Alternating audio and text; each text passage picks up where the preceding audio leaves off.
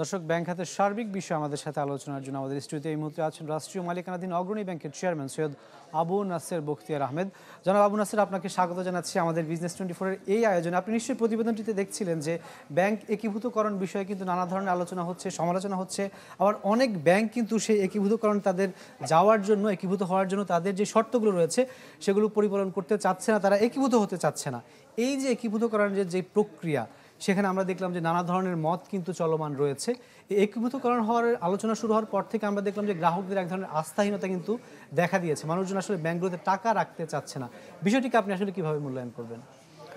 ধন্যবাদ। আমি প্রথমে চ্যানেল 24-কে ধন্যবাদ দিব এবং তোমাকে রাকিব ধন্যবাদ দিব আমাকে এই সুযোগ দেওয়ার জন্য। আমি প্রথমে যেটা বলবো, এই যে পলিসিগুলি যেগুলি করা হচ্ছে, পলিসি প্লাস পয়েন্টও অনেক আছে, আবার পলিসির কিছু কিছু জায়গায় হয়তো বা আমার সঙ্গে আমি পার্সোনালি ফিল করি এটা ঠিক পলিসি হচ্ছে না।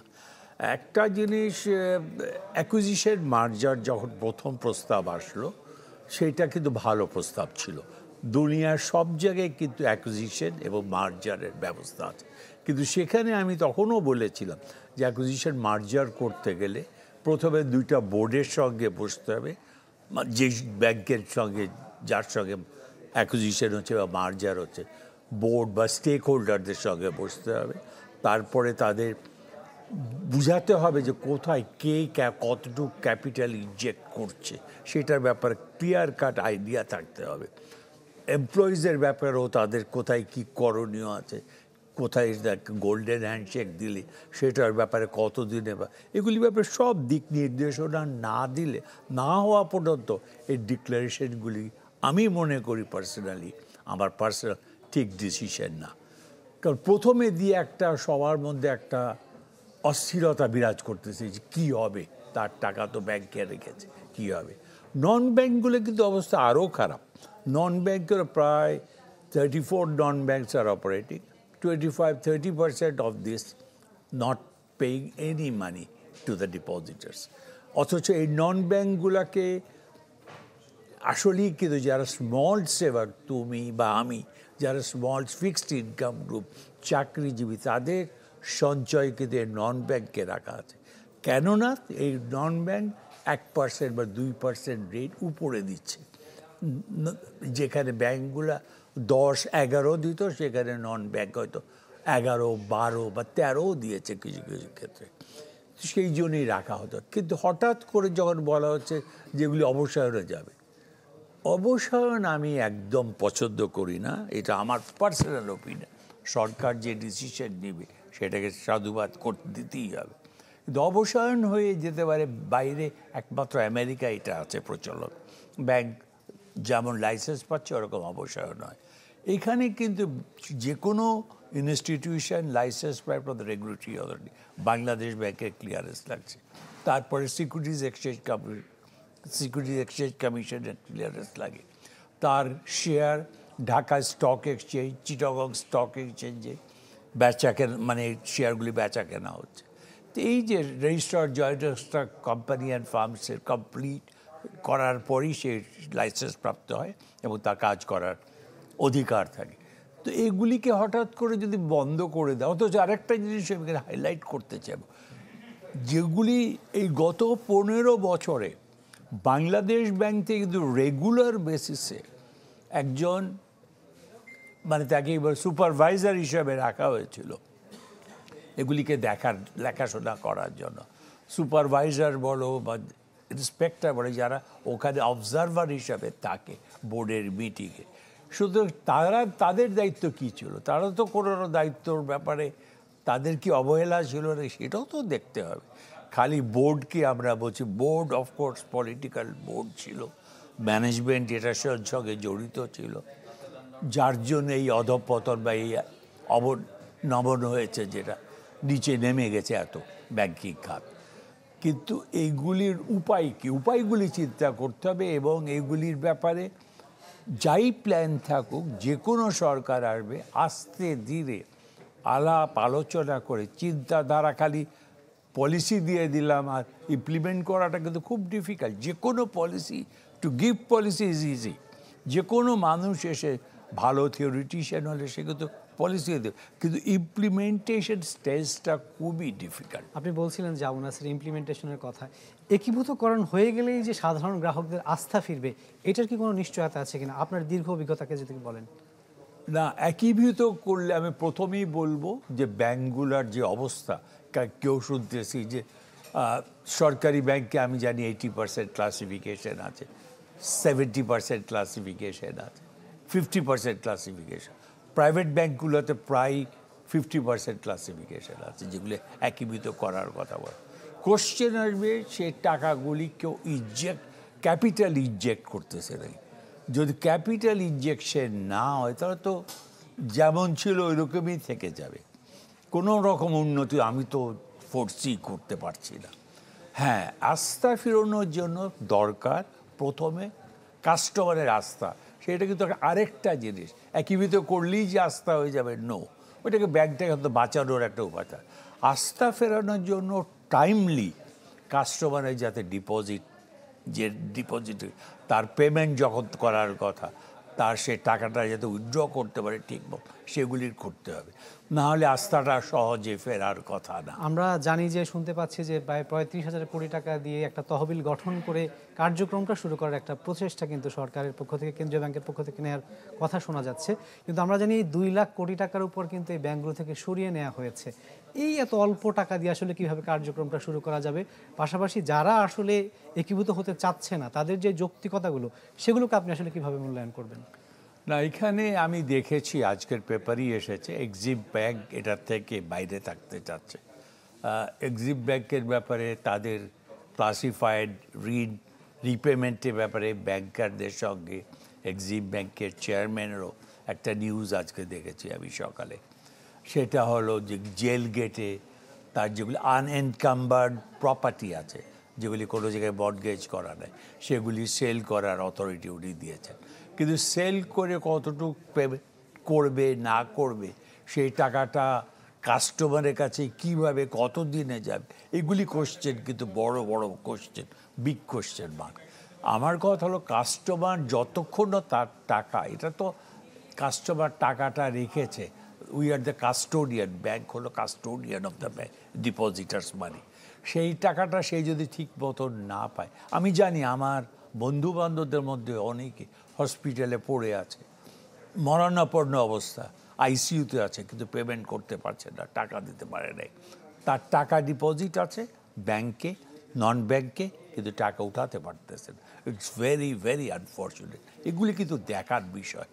আমাদের অনেক উন্নতি হয়েছে এই সরকার, স্পেশালি আর্থিক খাতে আমি বলবো অনেকগুলো ভালো ভালো কাজ করেছে।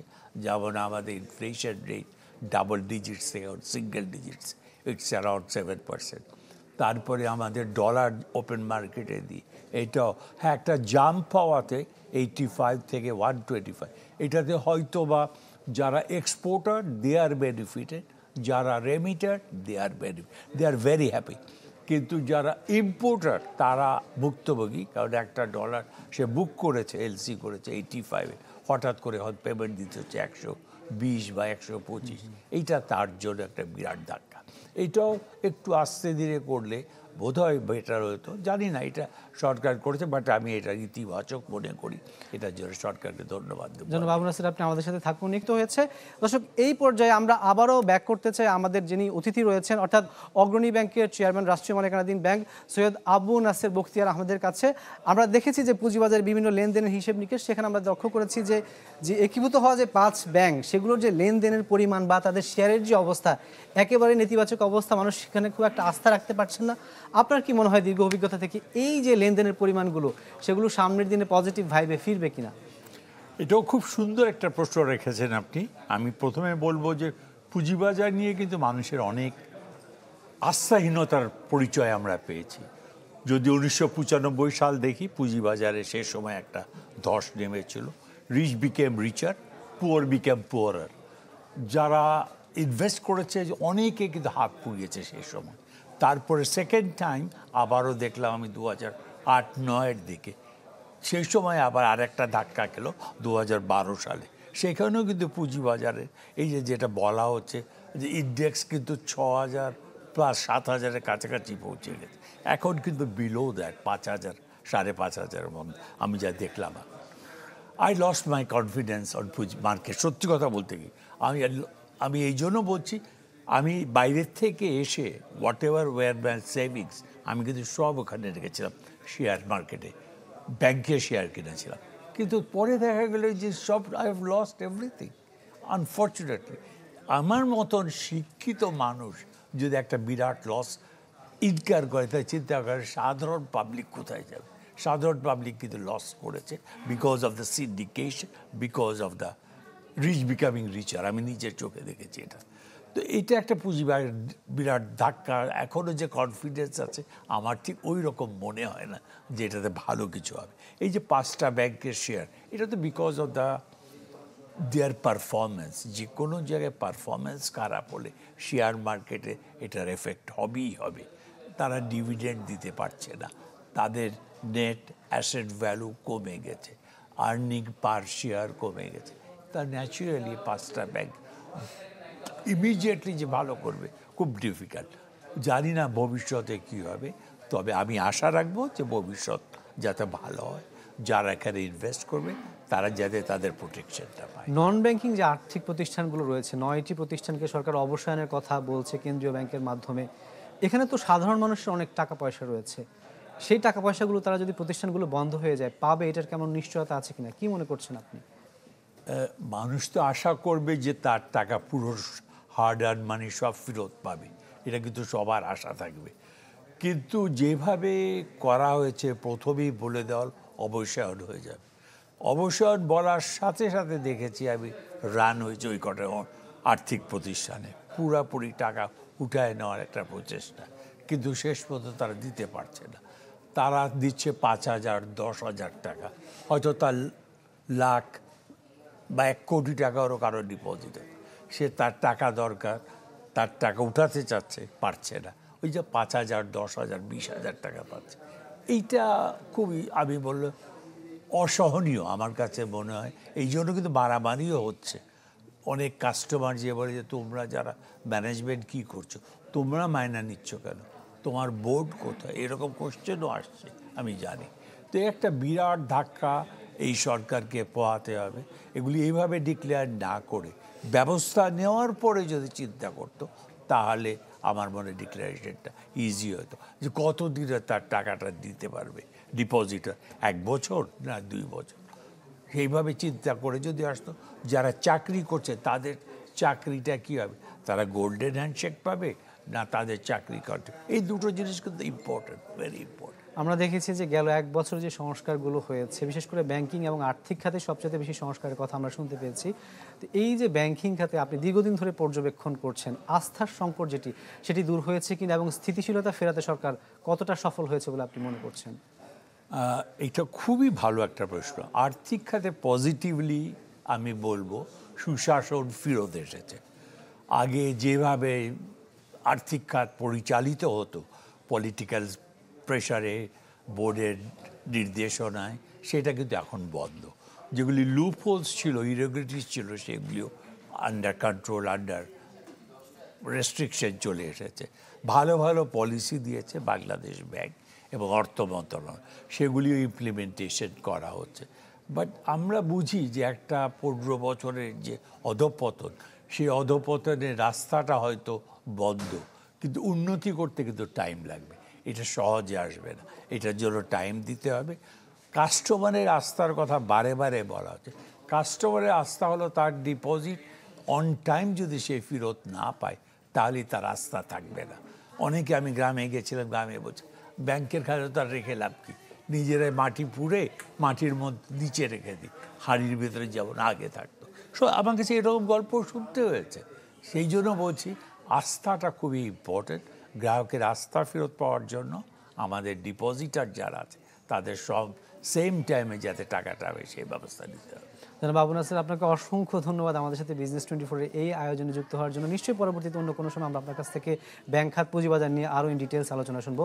দর্শক, আমাদের সাথে ব্যাংক খাত পুঁজিবাজার এই সমস্ত বিষয়ে কথা বলার জন্য যুক্ত হয়েছিলেন রাষ্ট্রীয় মালিকানাধীন অগ্রণী ব্যাংকের চেয়ারম্যান জনাব সৈয়দ আবু নাসের বখতিয়ার আহমেদ।